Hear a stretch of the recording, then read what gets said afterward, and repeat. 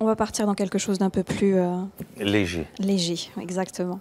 Vous êtes le compagnon de Charlotte Gainsbourg depuis 25 ans. Oh, c'est léger ça. Donc on va faire maintenant, si vous voulez bien, une petite mini-interview. Ok. Quel genre de mari juif vous êtes? Elle s'est transformée en hardisson. Le vendredi soir, Ouais. vous glissez les pieds sous la table ou vous êtes plutôt celui qui prépare le Shabbat? Ni l'un ni l'autre. Vendredi soir, je suis dehors. Je suis tout seul à Paris. Je m'amuse comme un fou. C'est le week-end. Je suis cool à la cool. Voilà. Vous êtes plutôt donc couscous boulette ou gefilte fish? Couscous boulette sans hésitation. Sans hésitation. Quelle est la tradition juive séfarade de votre famille que vous n'arriverez jamais à imposer à Charlotte? Ah, de manger de la mlochia. Ça, c'est impossible. Elle résiste. Bêtement, hein. Parce que je suis sûr que si elle s'ouvrait à ça, elle pourrait trouver ça bon, enfin. Parce qu'il y a à peu près rien de meilleur que du pain et de la mlochia. Et elle résiste, elle veut pas. C'est du braquage. C'est de l'antisémitisme. Elle est antisémite parce qu'elle n'aime pas la mlochia. Est-ce que, comme certains bons maris juifs, il vous arrive d'appeler votre femme maman, même quand les enfants sont pas là? Non, jamais de la vie. Je me suis affranchi de beaucoup de choses, figurez-vous.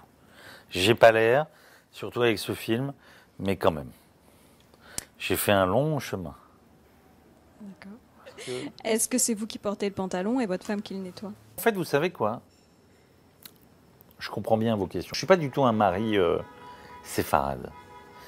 Et parfois, je le regrette. J'ai voulu me la jouer comme ça. Et en fait, j'aurais dû marquer mon territoire un peu plus. Voilà. Un peu plus de séfarade attitude. Séfarade attitude. Ouais. Êtes-vous le genre de mari à tout prévoir, tout organiser, ou au contraire imprévisible et plein de surprises? De plus en plus, je prévois tout, j'organise tout et je voudrais faire les choses. En fait, organiser et tout prévoir, c'est faire les choses comme on a envie de les faire. Je me suis rendu compte. Avant, j'étais un peu imprévisible, mais parce que j'étais un peu fumiste et que j'en avais rien à foutre de tout. Mais je suis plutôt à tout organiser maintenant. Mais je comprends que ça puisse crisper un peu les gens. Vous avez été surprenant en même temps en la demandant en mariage en 2013 devant les caméras. J'avais un peu trop bu. Ah, oh, bah j'espère qu'elle nous entend pas. Hein. Mais je lui ai dit, elle sait de toute façon. Elle a bien vu. Mais vous regrettez pas On votre a choix? commencé la cérémonie très très en retard. Alors on va expliquer juste un instant parce qu'effectivement en 2013, vous avez demandé la main de Charlotte Gainsbourg devant les caméras lorsqu'Aurélie Filippetti vous a remis les insignes de chevalier de l'Ordre national du mérite. Absolument. Non, mais c'est pas ça tout à fait. C'est qu'on était à l'époque du mariage pour tous, et à un moment, je sais pas, j'ai dit ma femme, mais c'est pas ma femme, mais en même temps, pourquoi ça ne deviendrait pas ma femme à l'heure du mariage pour tous? Et là, toute la salle a pensé que j'étais en train de demander ma femme en mariage, et en bon cabot et un tout petit peu allumé par le champagne, je me suis précipité dedans. Mais voilà. C'est aussi simple que ça. C'était pas prévu, c'était rigolo, voilà. Et comment elle a pris? Très bien, très mal, je sais pas. Hein? Vous savez pas grand-chose. Non, mais ça n'a pas d'importance. Bon. On s'est pas mariés depuis. Ah oui. Mais peut-être qu'on va se marier. D'accord. Je pourrais encore lui redemander là. Non, je sais pas. Profiter de nos caméras. Non, la prochaine fois, je serai beaucoup plus. Je suis pas encore assez. Depuis Israël, imbibé. depuis Tel Aviv, non, ça peut être sympa, non?